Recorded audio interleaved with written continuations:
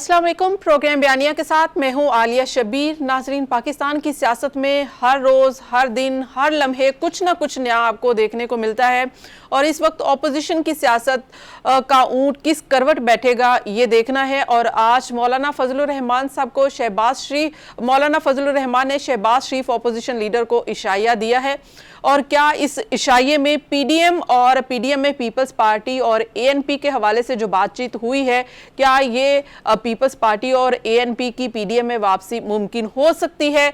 जबकि हमने देखा है कि बिलावल साहब भी शहबाज शरीफ साहब के बयानिए के हामी हैं और वो ये समझते हैं कि जो शहबाज शरीफ साहब फरमाएंगे या जो शहबाज शरीफ साहब का बयानिया होगा वही पीएमएलएन का बयानिया होगा। तो क्या फिर मरियम नवाज जो हैं वो इस वक्त पीडीएम और एजिटेशन की सियासत से हटकर पीएमएलएन एक बार फिर से मफाहमत की सियासत जो शहबाज शरीफ साहब करना चाहते हैं उसको लेकर आगे बढ़ेंगी? आज के प्रोग्राम में इस पर बात करेंगे और नवाज शरीफ क्या इस पर राजी हो जाएंगे?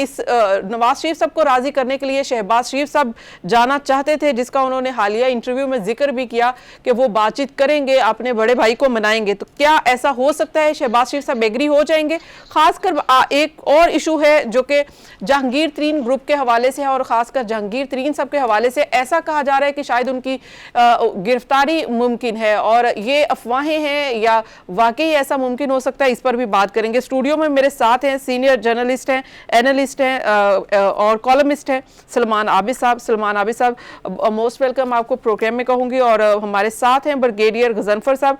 खुश आमदीद ब्रिगेडियर साहब, आपको भी आगाज करूंगी प्रोग्राम का। सलमान आबिद साहब, आपसे सबसे पहले तो आप क्या समझते हैं कि जो शहबाज शरीफ साहब को मौलाना ने इशाया दिया है, अब मरियम साइड पर हो गई है पीडीएम में और मौलाना ने भी अब शहबाज शरीफ साहब को इशाया दिया है, जबकि उस वक्त दिया है पीडीएम का जो इजलास होने जा रहा है उससे पहले ये इशाया दिया गया है? देखिए, पहली बात तो ये है कि मरियम नवाज ने और शाहिद खाकान अब्बासी ने बड़े वाज़ेह तौर पे कहा है कि पीडीएम के अंदर अब पीपल्स पार्टी और एएनपी की शमूलियत का इम्कान नहीं है और ख़ास तौर पे उस वक़्त तक इम्कान नहीं है जब तक कि वो बराह रास्त माफ़ी नहीं मांग लेते, उनसे वजाहत नहीं देते। अच्छा, और ये भी कह दिया मरियम नवाज ने कि जो कुछ शाहिद खाकान अब्बासी ने कहा है वही मुस्लिम लीग नून का बयानिया है और शाहिद खाकान अब्बासी के बकौल कि अगर पीडीएम के अंदर पीपल्स पार्टी को शामिल किया गया तो वो बतौर सेक्रेटरी जनरल जो है वो इस्तीफा दे देंगे, फिर आप अपना बंदोबस्त कर लें। और उन्होंने यही तक कहा कि जो शहबाज शरीफ का इशाया था वो तो सिर्फ पार्लिमानी जमातों का इशाया था, उसको पीडीएम का इजलास ना कहा जाए। अच्छा, अब फजलुर रहमान भी पीपल्स पार्टी की शमूलियत के बहुत बड़े हामी नहीं है, यानी नवाज शरीफ, मरियम नवाज और फजलुर रहमान एक जगह पे खड़े हैं जबकि बाकी जमातें जो है वो एक साइड पे खड़ी हैं। और लेकिन आज जो मौलाना साहब ने इशाया दिया उसमें मरियम नवाज नहीं है। नहीं, बिल्कुल नहीं है, लेकिन वो इसी बात पे नहीं है ना कि वो उनको जो फजलुर रहमान है वो बुनियादी तौर पे मरियम का और नवाज शरीफ का पैगाम ही देंगे ना। अब इस वक्त उनकी हैसियत एक पैगाम रसानी के तौर पर रह गई है क्योंकि पीडीएम के फैसले मौलाना फजलुर रहमान तो कर ही नहीं रहे। फैसलों पे तो या तो मुस्लिम लीग नून गालिब है, ठीक है ना, और या फिर पीपल्स पार्टी थी जो अब अपने आपको साइडलाइन कर रही है। इसलिए बज़ाहिर ये लगता है कि शहबाज शरीफ ये चाहते हैं कि एक मुत्तहिदा ऑपोजिशन रहे, उसमें पीपल्स पार्टी भी हो और एएनपी भी हो, लेकिन लगता यह है कि फौरी तौर पर पीडीएम के अंदर इन जमातों की वापसी मुमकिन नहीं है क्योंकि ये भी लचक का मुजाहरा नहीं करेंगे। यानी पीपल्स पार्टी क्यों माफी मांगेगी? पहली बात तो ये है, एनपी ने तो कह दिया हमने तो कोई सोचा ही नहीं वापसी के बारे में, तो हमारे बारे में गुफ्तगू क्यों हो रही है? नहीं, जब मरियम नहीं है तो यहां से ही अंदाजा लगा लीजिए कि अब शहबाज शरीफ साहब का बयानिया जो है वो चलेगा। देखिए, शहबाज शरीफ का बयानिया चलेगा तो इसका मतलब है कि मरियम को पीछे जाना है बैकफुट पे, नवाज शरीफ को बैकफुट पे जाना है, फजलुर रहमान को बैकफुट पे जाना है, फिर बिलावल को ऊपर आना है, फिर शहबाज शरीफ को ऊपर आना है, फिर उसके बाद ख्वाजा आसिफ को ऊपर आना है। तो ये जो नैरेटिव की लड़ाई है इसमें इस वक्त मुस्लिम लीग फंस गई है। आपने अभी शहबाज शरीफ का एक टीवी इंटरव्यू देखा है बड़ा तफसील के साथ, जिसमें उन्होंने कहा कि वो अपने इस नैरेटिव के लिए नवाज शरीफ के पांव भी पड़ जाएंगे, उनको मना लेंगे, उन्होंने कहा है, और वो मान जाएंगे उनके बकौल। यानी वो नवाज शरीफ को मजबूर करना चाहते हैं कि भाई अगर आपने आगे बढ़ना है तो फिर आगे बढ़ने का रास्ता जो है वो टकराव का नहीं है, मफाहमत का है। अब वो मफाहमत पे नवाज शरीफ राजी होते हैं, मरियम नवाज राजी होंगी, अब आप देखिए शहबाज शरीफ एक मफाहमत की सियासत कर रहे थे ना, तो खाकान अब्बासी ने जो बयान दिया सेक्रेटरी जनरल से इस्तीफे की बात, वो उन्होंने मरियम के कहने पे की है। मरियम ने जाके जो जावेद लतीफ के घर में तकरीर की है, वो इसीलिए की है।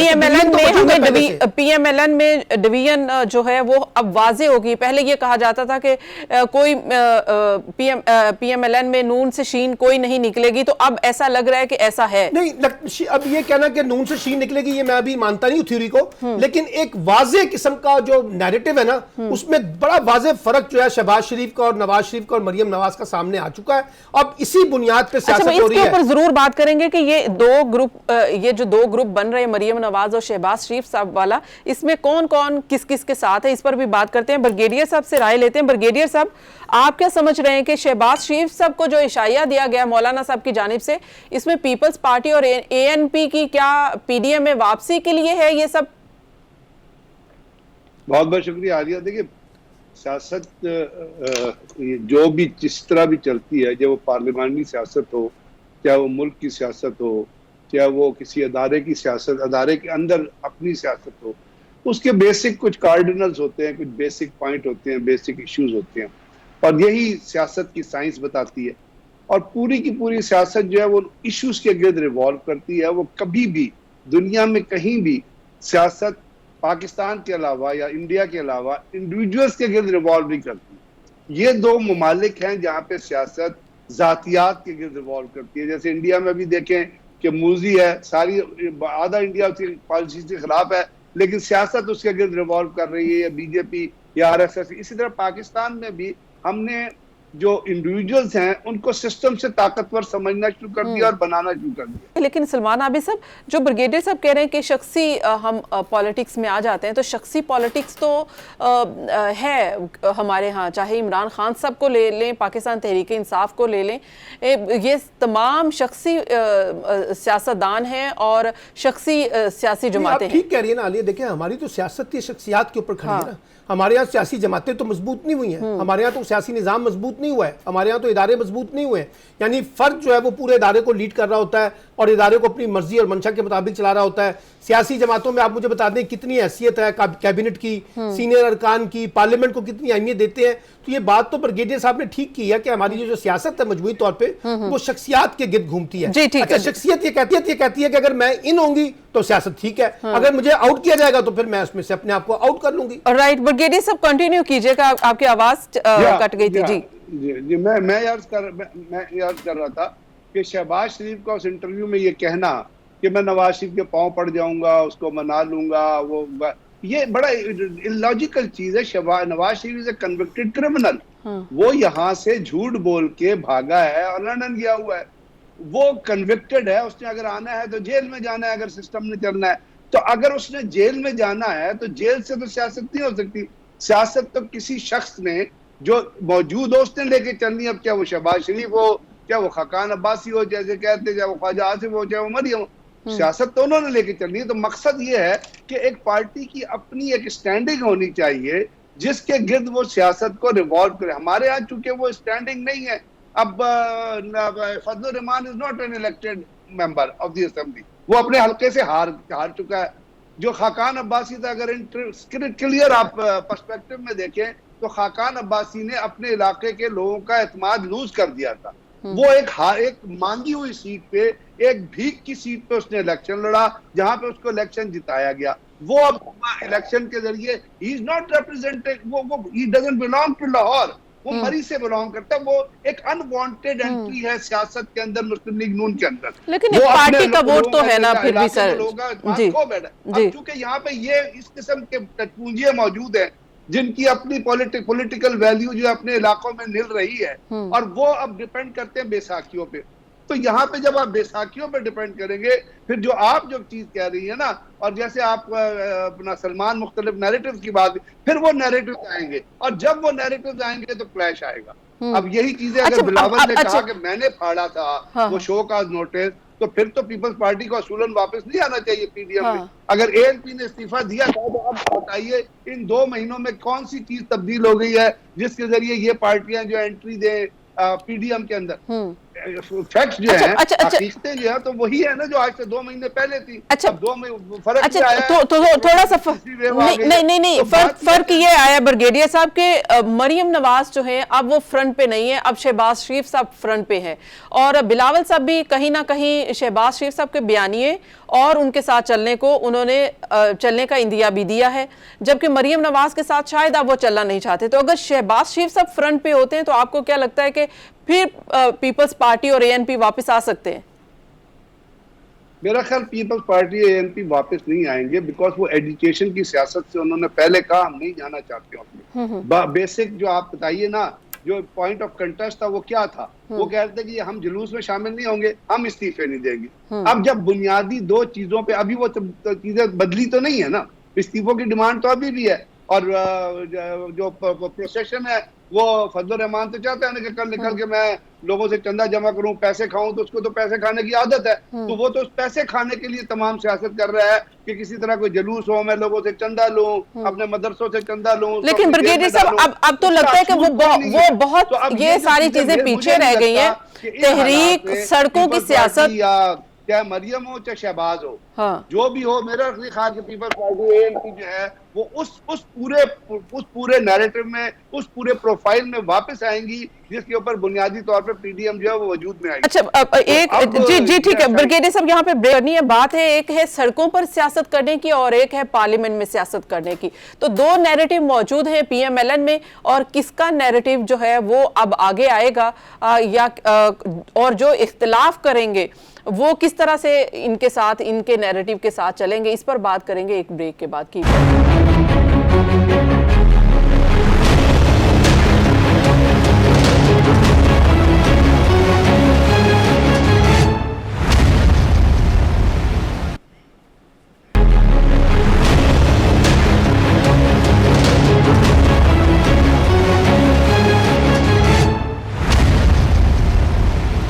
वेलकम बैक नाज़रीन, मैं बात करूंगी पीएमएलएन में 2 बयानिए जो जारी हैं, एक जारहाना और एक है मुफाहमत का, कौन सा अब आगे आएगा और किसके ऊपर पीएमएलएन सियासत करने जा रही है, इसके ऊपर बात करेंगे। सलमान आबिद साहब जवाब आपसे लेंगे, लेकिन मैं चाहूंगी ब्रिगेडियर साहब एक चीज की वजाहत कर दीजिए।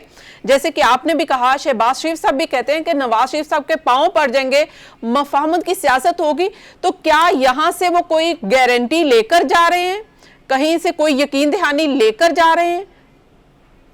मुझे नहीं लगता कोई यकीन दहानी लेके जा रहे हैं, क्योंकि यकीन दहानी के अंदर तो नवाज शरीफ शामिल नहीं होगा। हाँ। नवाज शरीफ ने जो स्टांस अडॉप्ट किया है उसके अंदर तो वो तो एक अपनी, क्योंकि मैंने आपसे बताया ना, इंडिविजुअल्स को नहीं मुफाहमत का जो शहबाज शरीफ साहब का बयान है, कन्विक्टेड है, अगर कन्विक्टेड है तो उसकी सजा माफ तो नहीं हुई है ना, तो वो शहबाज शरीफ, यही तो सारा आपकी सियासत का रोना है कि जो लोग कुछ परफॉर्म करना भी चाहते हैं, कर भी सकते हैं, उनके वो बैसाखियां बनाया होता है उन्होंने, उनको किसी ने, और उनको ले, इसीलिए तमाम की तमाम सियासत में आपको कलिश नजर आती है। तमाम यही बयान है आपको मुख्तलिफ, कोई कहता है कि अगर उसने हुआ तो मैं इस्तीफा दे दूंगा, वो हुआ तो मैं निकल जाऊंगा। अगर तो आप ये एक पूरी पार्टी का बुनियादी बयानिया ये हो कि हमने एक मुफाहमत की सियासत के जरिए चलना, फिर तो इंडिविजुअल्स इंपॉर्टेंस नहीं रखते ना, फिर तो कोई भी सामने आके ये बातचीत कर सकता है। लेकिन क्योंकि हमने फायदा पहुंचाना है एक जात को, एक शख्स को फायदा पहुंचाना चाहते हैं, उसके लिए पूरे सिस्टम को धोखा देते हैं, पूरे सिस्टम को रिवॉल्व करते हैं, पूरे सिस्टम को रिवर्स करते हैं, और वो चीजें जो सामने लेके आते हैं जिसको जिसके जरिए पब्लिक के अंदर एक एतमाद का तासुर बढ़ जाने के बजाय बदएतमादी का तासुर जाता है कि यहाँ तो ग्रुप बन गए हैं, यहाँ लड़ाइयाँ शुरू हो गई है, चपकलिश शुरू हो गई है, एक कन्फ्रंटेशन चाहता है, एक जो है वो मिलना चाहता है। यही चीजें हैं जिसकी वजह से आपने देखा मुख्तलिफ बयानात का आप भी जिक्र कर रही है, सलमान भी जिक्र कर रहे हैं, जो आने वाले दिनों में आते रहेंगे। जी ठीक है सलमान, आप सब एक जाहिर इसके ऊपर आप भी कमेंट कर दीजिएगा, फिर आगे बढ़ते हैं कि क्या वाकई ही शहबाज शरीफ साहब नवाज शरीफ साहब के पांव पड़ेंगे, उनको कन्विंस करेंगे, मुफाहमत की सियासत करते हैं, तो आखिरकार कहीं ना कहीं से तो उनको यकीन दहानी करवाई गई होगी कि आप आए, मुफाहमत की सियासत करें, आपको स्पेस दी जाएगी, या ऐसा है? जिस वक्त उनको गारंटी नहीं भी थी, उस वक्त कौन सी शहबाज शरीफ मुजामत की सियासत कर रहे थे? वो तो खुद जानबूझकर जो है ना वो पाबंद सलासल हो गए, वो पीडीएम की सियासत से अपने आप को लाताल्लुक कर दिया, खुद जाके दरखास्त दी कि जनाब उनकी जो जमानत है वो कैंसिल कर दी जाए। शहबाज शरीफ तो खुलेआम ये कहते हैं ना कि वो मफाहमत की सियासत चाहते हैं, इस्टेब्लिशमेंट से मिलकर इश्तराके कार से काम करना चाहते हैं, तो इसलिए शहबाज शरीफ का तो मामला ढका छुपा नहीं है।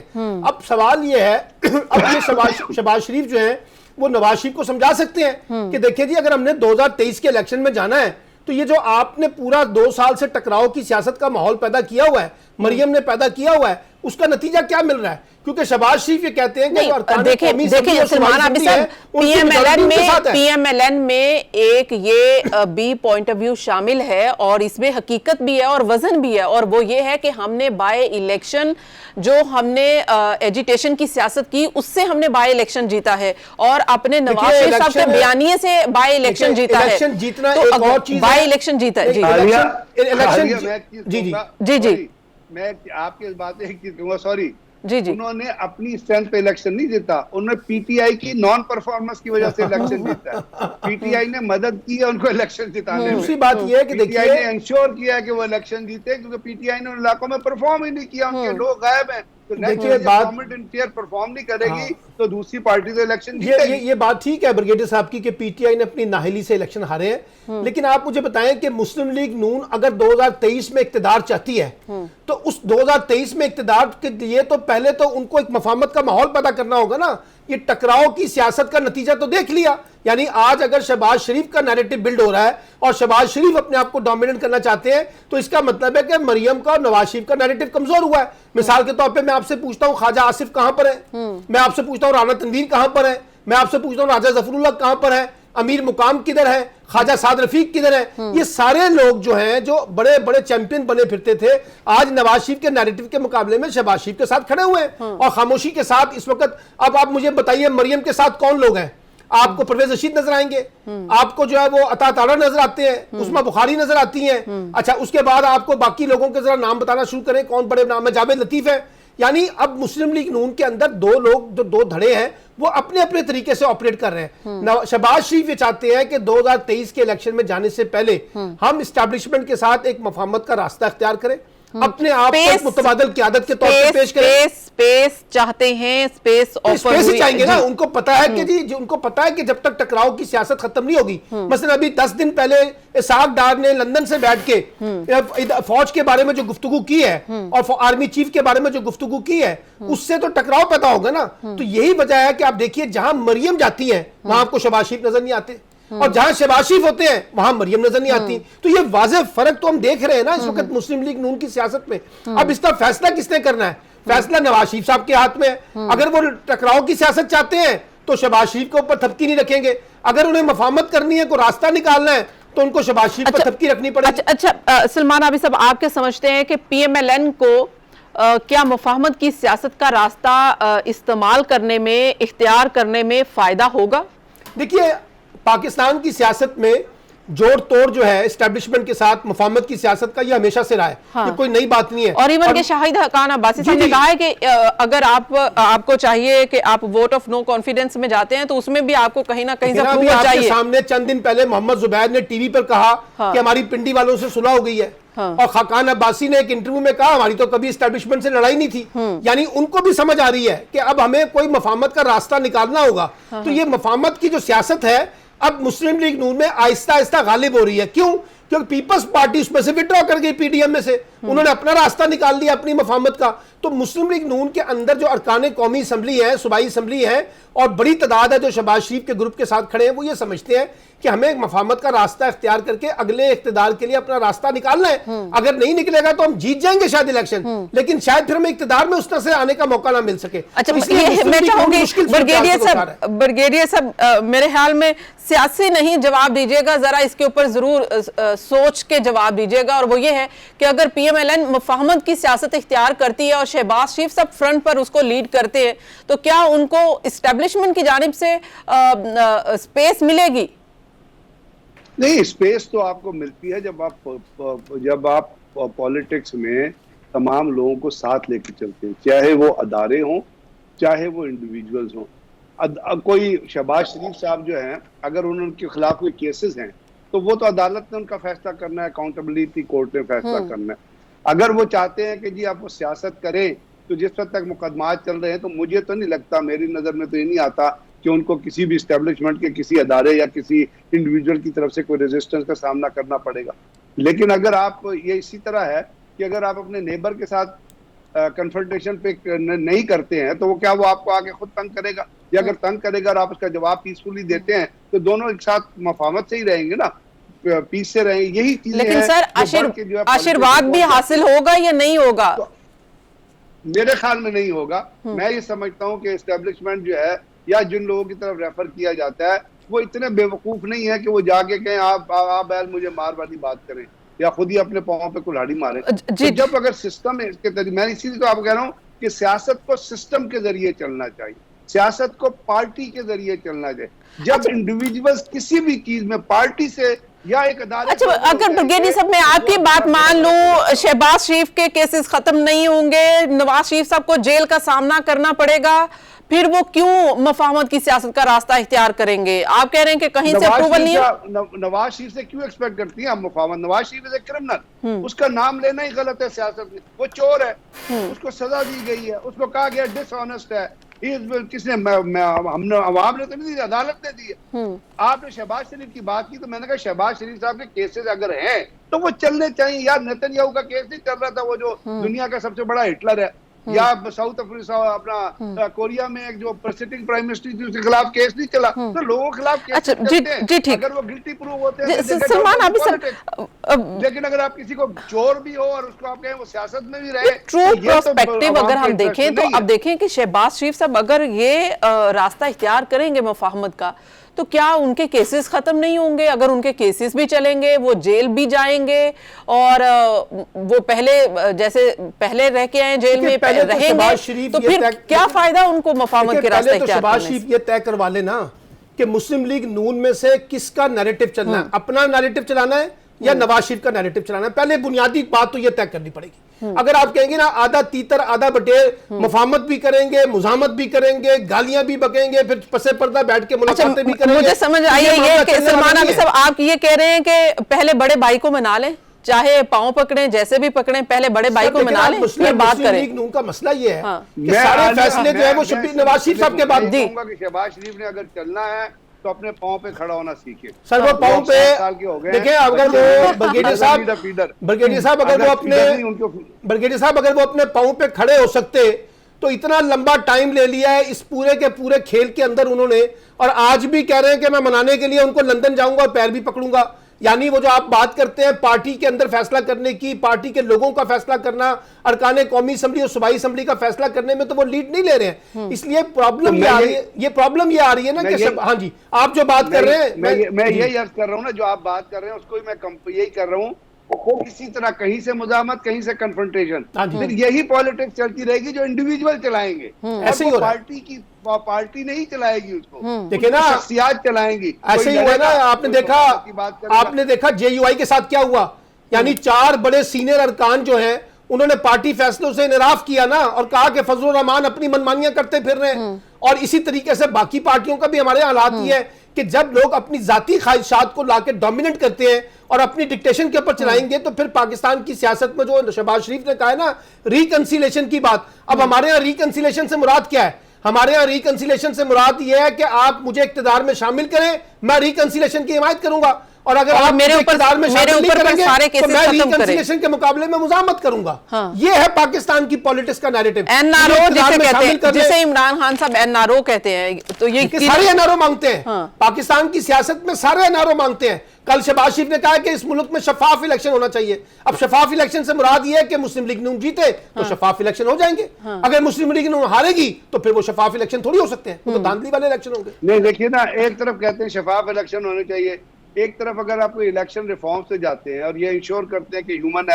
ह्यूमन कैपेबिलिटी को कम करके टेक्नोलॉजी को लेके आ जाए जो पूरी दुनिया में होता है और होता है, तो वहां पे आप कहते हैं कि जी हम साथ भी देंगे। तो यही तो जो हिपोक्रेसी है, यही जो दगाबाजी है, ये जो झूठ है, फरेब है, यही तो चीजें हैं जो आपकी सियासत के अंदर सबसे बड़ा गंद है, चाहे वो किसी से भी ताल्लुक रख दे। सबसे बड़ा गंद यही है कि they do not do what they mean, what they से, and they do not say what they do. Right यही राइट जो किरदार की जो एक ये राइट, और पाकिस्तान की सियासत में और खासकर पीएमएलएन में आपको नजर नहीं आ रहा कि मैं फलाने को मनाऊंगा, उसके पांव पड़ूंगा, उसके पीछे खड़ूंगा, उससे रिक्वेस्ट करूंगा, यानी यू आर अ बेबी, आपको फीडर कोई फीड कर रहा है तो आप चले, अगर कोई फीड नहीं करेगा तो फिर आप सिर्फ मार रोड क्रॉस करते रहेंगे दौड़ के लंदन की मार रोड पे ये मेरे ख्याल में इट्स फेयर, इन पार्टी का नैरेटिव होना चाहिए, इंडिविजुअल का नैरेटिव नहीं आगे आना चाहिए, और पार्टी का नैरेटिव जो है अभी तक मुफाहमत की तरफ जाता दिखाई दे रहा है। उसमें फाइनल क्या होता है, ये अभी जो बॉल है वो नवाज शरीफ साहब की ही कोर्ट में है, क्योंकि आखिर उन्होंने अप्रूवल देनी है। मजीद बात करेंगे चौधरी निसार साहब और इयाज सादिक साहब की जो मुलाकात हुई, इस पर भी खफा है पीएमएलएन के लोग, और दूसरी बात करेंगे पीटीआई में जहांगीर तरीन के हवाले से कहा जा रहा था एनआरओ मिल गया, लेकिन अब उनकी गिरफ्तारियों की खबरें आ रही हैं, ये अफवाहें हैं या हकीकत, इस पर बात होगी एक ब्रेक के बाद। Keep watching.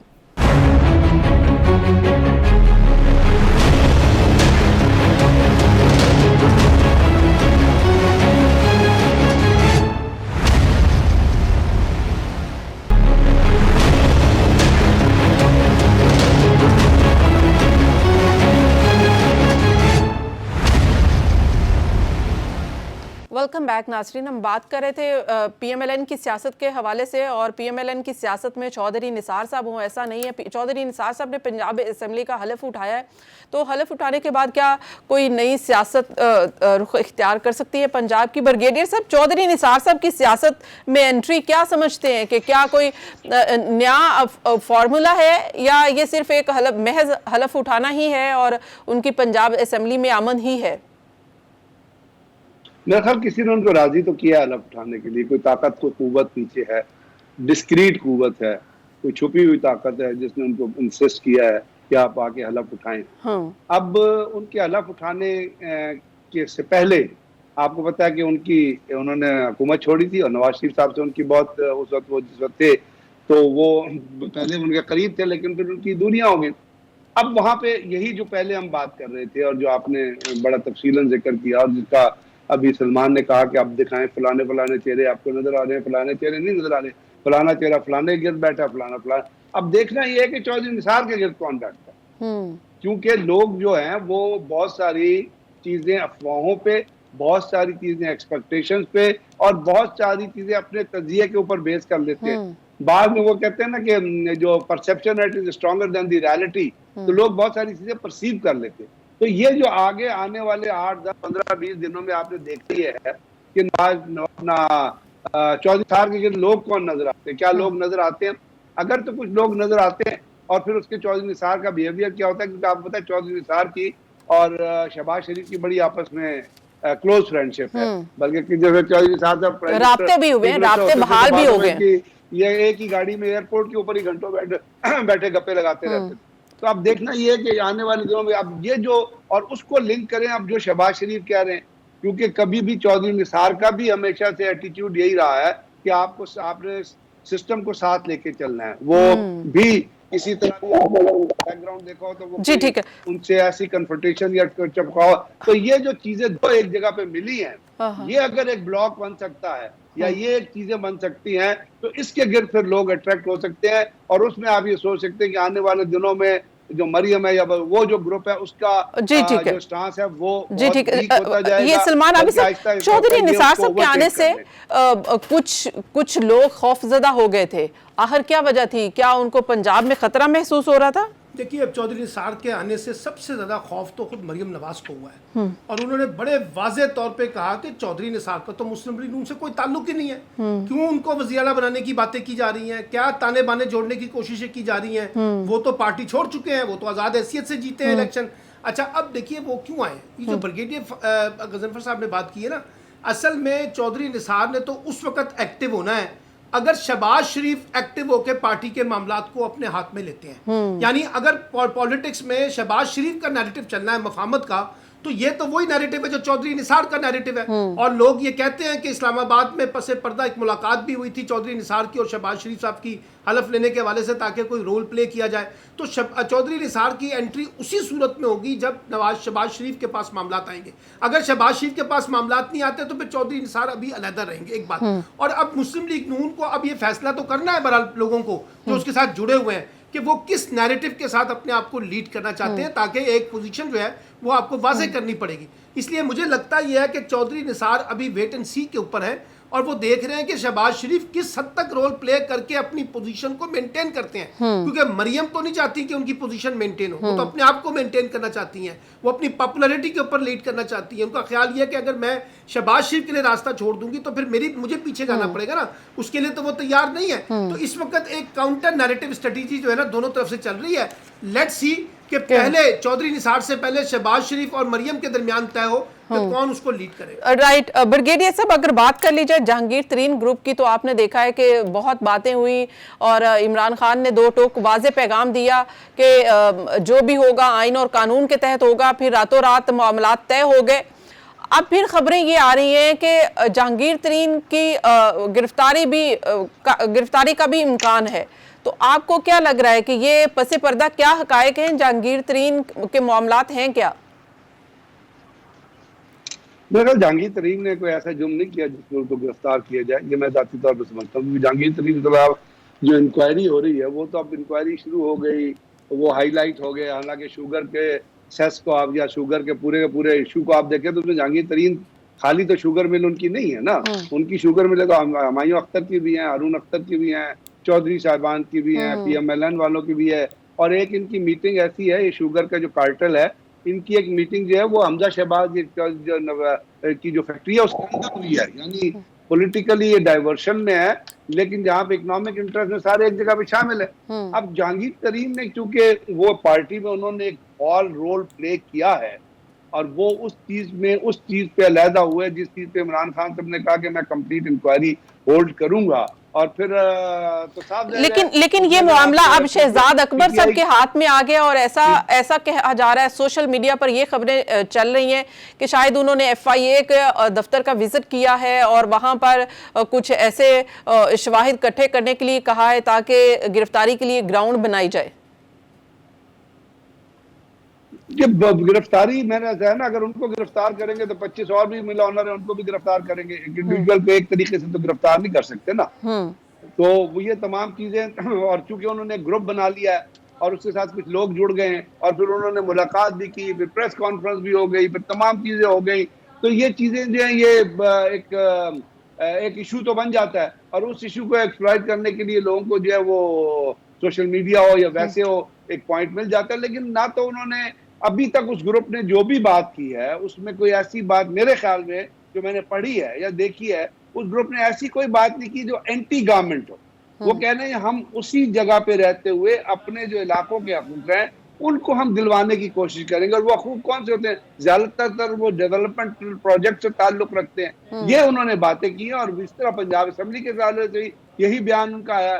तो आई डोंट थिंक सो, मुझे नहीं लगता कि उनको गिरफ्तार किया जाएगा। हाँ, ये कन्फ्रंटेशन जो चली है ये इजीली सेटल डाउन नहीं होगी और उस वक्त तक सेटल डाउन नहीं होगी जिस वक्त तक जो ग्रीवेंसेस उस ग्रुप के हैं, क्योंकि हुकूमत से हुकूमती पार्टी से ताल्लुक रखते हैं, उसको किसी ना किसी तरह सेटल ना किया जाए। और चूंकि आपने पता कि पुराने अपना इमरान खान साहब ने अभी तक डेवलपमेंट पे और बाकी चीजों के हिसाब से ना कोई फंड रिलीज किया। दूसरा वो तो इमरान खान साहब का अपना मौक़िफ़ है ना कि जो है ना जो आप तरक्याती फंड्स के हवाले बिगेस्ट एलिमेंट उनके, उसको मतलब ना सियासत की समझ है, ना गवर्नेंस की समझ है, ना सिस्टम की समझ है। और ये चीजें होती है जब आप लोगों को अलूफ कर देते हैं अपने आप से, कि आप उनको अपने आप से जोड़ के नहीं रखते। बजट से पहले पाकिस्तान तहरीक इंसाफ अपने पांव पर कुल्हाड़ी नहीं मारेगी और जहांगीर तरीन की गिरफ्तारी अफोर्ड नहीं कर सकती। PTI भी कुल्हाड़ी नहीं मारेगी और जो ग्रुप है उसने भी ये इंडिकेशन दिया अपनी प्रेस कॉन्फ्रेंस में। उनसे सवाल भी ये किया गया था, दरेशक को उसके क्या वो प्रेस कॉन्फ्रेंस कर रहे थे, साथ उनके नवानी गालबन बैठ गए। उन्होंने कहा नहीं, हमारा कोई कोई ऐसा इरादा नहीं है जिसके जरिए हम कोई ऑपोजिशन क्रिएट करना चाहते हैं या कोई पार्टी के अंदर कोई स्प्लिट चाहते हैं या किसी चीज को रोकना चाहते हैं। उन्होंने बड़ा कैटेगोरिकली कहा कि हमने अपने ग्रीवेंसेस हैं वो पेश किए हैं, और सियासत के अंदर ग्रीवेंसेस हो जाते हैं। और ये बात ठीक है कि जो सलमान ने कही कि इमरान खान साहब को जब पॉलिटिकली कोई अपोज करता है तो वो बहुत एक्सट्रीम पे चले जाते हैं। आई थिंक अपनी पार्टी के अंदर कोई अपोज करे तो एक मिड वे होना चाहिए, एक दरमियान का रास्ता अपनाना चाहिए।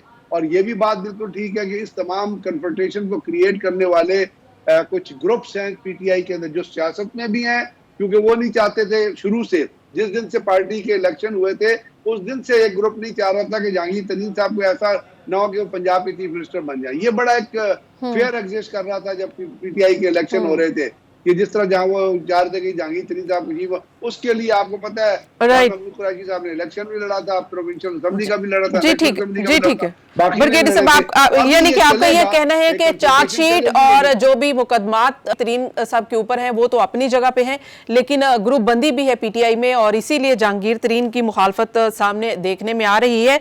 सलमान आबिद साहब आपका शुक्रिया, ब्रिगेडियर गुजनफर साहब आपका शुक्रिया। नासरीन, इमरान खान साहब ने कहा है कि मुश्किल के दिन गए, अब अच्छा वक्त आने वाला है। वो अच्छा वक्त क्या होगा?